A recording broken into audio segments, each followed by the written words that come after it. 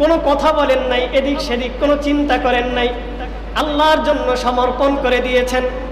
জিলহজ মাস আমাদেরকে শিখায় তোমরা নিজেদেরকে আল্লাহর জন্য সমর্পণ করে দাও। কার জন্য সমর্পণ করব?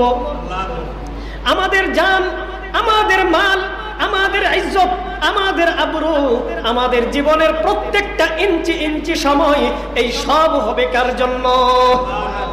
আল্লাহ তাআলার জন্যই সব।